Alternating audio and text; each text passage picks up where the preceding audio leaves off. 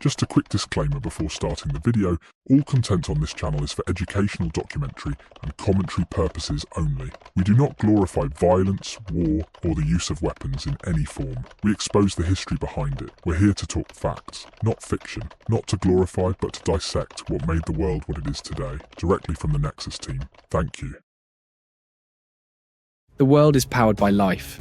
We survive on oxygen and water, but we thrive on war. For all our progress, innovations, and all our technology, we've never really stopped killing each other. We fought with swords at the Battle of Thermopylae, with muskets during the Napoleonic Wars, with mustard gas, machine guns, tanks, and atomic bombs in World War I and II.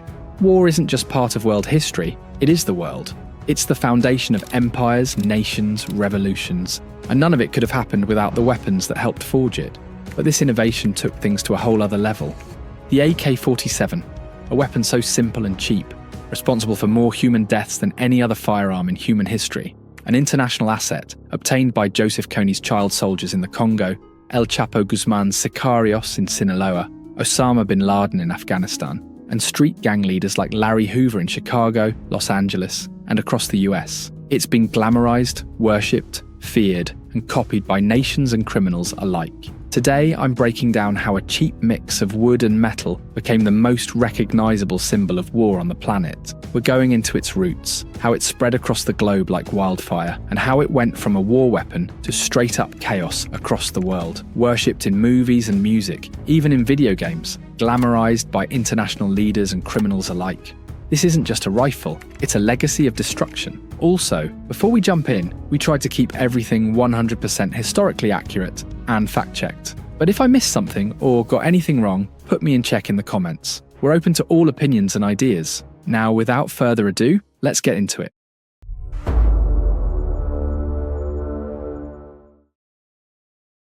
Before it echoed through jungles or got plated in gold and diamonds by a cartel boss, the AK-47 started as an idea, a solution to a war problem. You see, during the peak of World War II, the Soviets were outgunned. German soldiers had the Sturmgewehr 44, lightweight, fast and deadly. Meanwhile, Soviet troops were stuck with long and clunky rusted rifles left over from the last war. They jammed in the mud and couldn't keep up in the freezing cold. They were really unreliable for the chaos of modern combat. That's when a young farmer turned tank mechanic named Mikhail Kalashnikov stepped in. What's your name? Senior Sergeant Kalashnikov.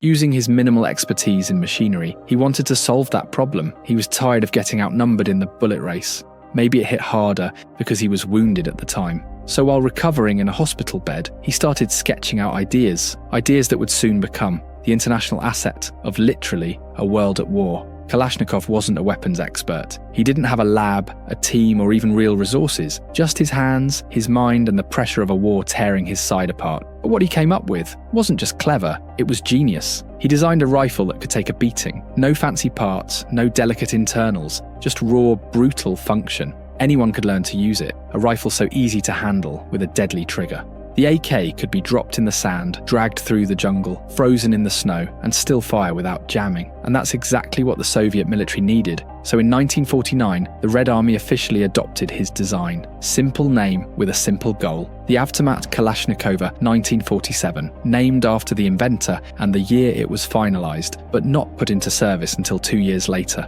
At first it was just a Soviet weapon, but on the battlefield, it changed everything. In the early 1950s, Soviet troops and their allies started carrying the AK into real conflicts. From Hungary to Korea and later Vietnam, it earned a reputation of being simple, rugged and lethal. For the Soviet Union, that was gold. As for Kalashnikov himself, he was celebrated inside the USSR, given medals, promoted to Major General, even named Hero of Socialist Labour, one of the highest honours in the Soviet system. But money? No, he didn't get rich. No patents, no royalties. He built the most widely used assault rifle in history and died in a small apartment, living off a government pension. And before his death and after the globalization of his weapon, he watched his invention spread to warlords, drug cartels and terrorists. He spoke openly about something he carried with him his entire life: regret. I keep having the same unsolved question. If my rifle took people's lives, then can it be that I, a Christian, am I responsible for their deaths?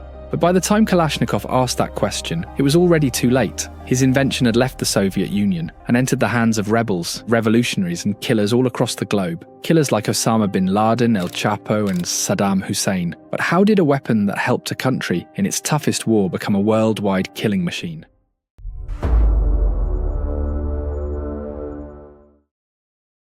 So the Soviet Union built a reliable weapon, easy to use and easy to produce. And after realizing they couldn't beat the Western allies on their own, they thought, why not arm their own friends with their new toy?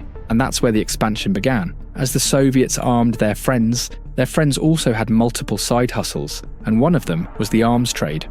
Many, including the Soviets themselves, helped arm militias and rebel groups with the same ideology to destroy the West.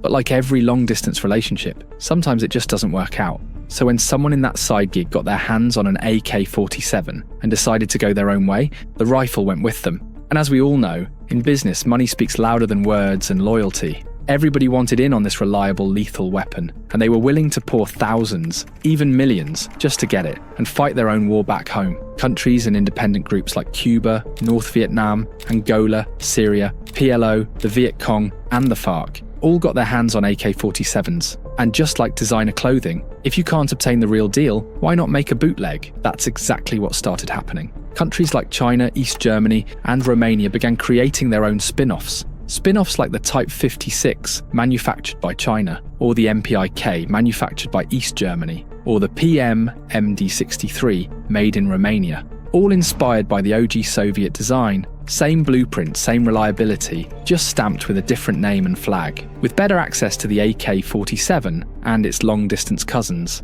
it started attracting a different kind of attention. Independent investors, or better known as independent arms dealers. Dealers who worked for nobody but themselves. These dealers weren't chasing revolution, they weren't trying to win a war. Their only goal was to make the most out of a rising trend. And because they weren't loyal to any single flag, they had customers all over the world, arming both sides of a conflict, selling to enemies within the same war. But now, this is where it takes a turn for the worst. You see, these independent businessmen weren't just arming militaries at war with other countries. They started supplying rebel groups, insurgents, terrorists, and cartels. At the time, the AK-47 was valued at about $300 to $500 a piece, cheap, accessible, and lethal. But like any well-connected supplier, these arms dealers had their plugs, and with those plugs came bulk deals. A pack of 100 rifles could go for $10,000, maybe $30,000 if you were in a rush. To underground groups, it was a goldmine, a solid price for their own good cause. Groups like the Sinaloa cartel, the Taliban, and Liberian dictatorships started making long-term deals with guys like Victor Bout, Leonid Minin, and Monza Alcázar, guys who could supply them with anything from handguns to helicopters, artillery, launchers, explosives, and of course, the infamous AK-47. At this point, it was official, the AK-47 had gone international. What started off as an idea dedicated to the war cause is now in the hands of people with even worse intentions. And when the right thing falls into the wrong hands, disaster follows. Disaster looks like cartel war executions and shootouts in Mexico, terrorist militias armed and trained with an AK-47 as their starter weapon, or child soldiers in Uganda, Libya, and Haiti. Kids who learned how to load, assemble, and shoot an AK before they ever learned how to read. A pandemic of war and violence, fueled by one of the deadliest tools ever made. By the early 2000s, over 100 million AK-47s and their variants were estimated to be in circulation worldwide. In that same period, approximately 250,000 people were killed each year by wounds inflicted from an AK-47. From rebel armies to street gangs, the AK-47 had become the go-to weapon, and the arms dealers, they were just getting richer and richer. Victor Bout, dubbed the Merchant of Death, was estimated to be worth about $6 billion at the time of his arrest in 2008. Leonid Minin, a Ukrainian trafficker, was arrested in 2000 with $500,000 worth of uncut diamonds and documents detailing illegal arms deals across West Africa. Monza Alcázar, known as the Prince of Marbella, brokered multi-million-dollar arms deals to conflict zones like Bosnia, Somalia, and Nicaragua, amassing immense wealth through his illicit activities. These men weren't just selling weapons, they were fueling wars, rebellions, and regimes, profiting immensely from the chaos they helped create, paid in nothing more than blood money. But the story doesn't end here, because somewhere along the way, this weapon, this brutal, deadly invention, became something else. It became art, it became fashion, it became fame. The flex of power of owning an AK-47, known for its lethalness, now comes with glamour. Gold and diamonds, custom initials, video recordings, waving it in the air like a trophy. Movies and video games made the AK-47 iconic. It's no longer just a weapon, it's a pop culture phenomenon.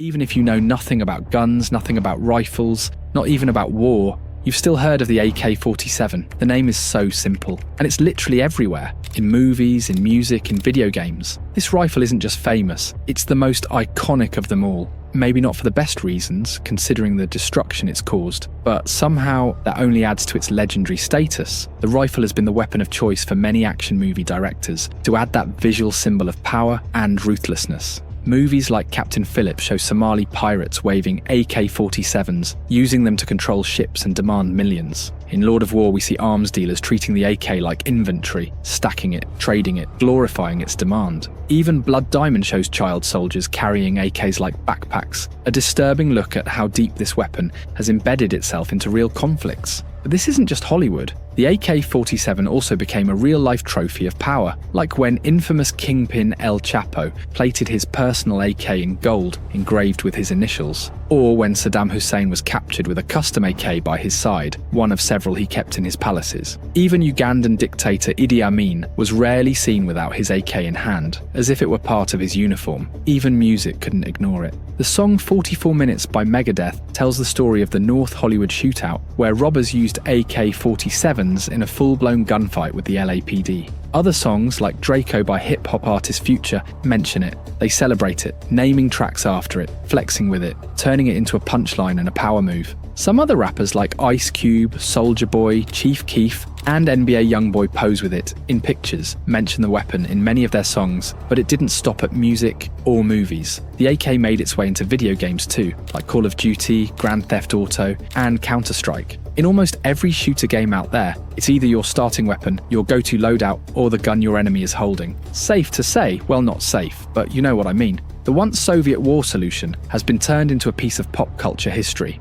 but it didn't stop at music, movies, or video games. The AK-47 even found its way into children's toy boxes. Brands like Lil Pals and Joy Say have marketed AK-47 style toy guns, complete with flashing lights and sound effects, aimed at kids as young as 3 years old.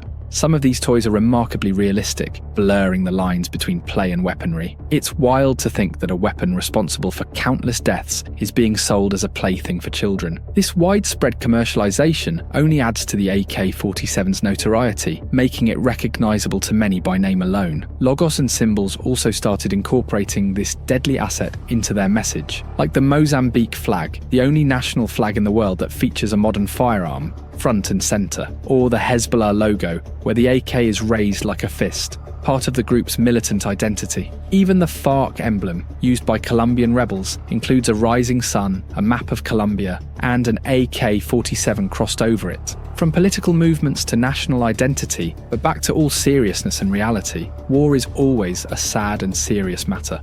It's going to keep happening, no matter what. The world will keep fighting each other until the next big bang. And one thing's for sure, we're nowhere near the end of the AK-47. We here at Nexus do not condone or glorify this weapon, or war, or any act of violence. We're just here to talk about the facts, and the history of the tools that helped forge the world as we know it. Because whether we like it or not, the world is war, and it's probably going to stay that way. If you like this video, drop a like. It doesn't do much for our financial income, but it means a lot to us. It shows us you enjoyed it, and it pushes us even more to keep crafting videos like this. Once again, thank you for watching, and if I got anything wrong, or you have your own opinion, or information of the history of this war innovation, comment it down below. We want to grow our channel into a community dedicated to the past, present, and future of the war cause and history, and it doesn't hurt to learn more about the grueling world around us. Again, thanks for watching. Nexus, out.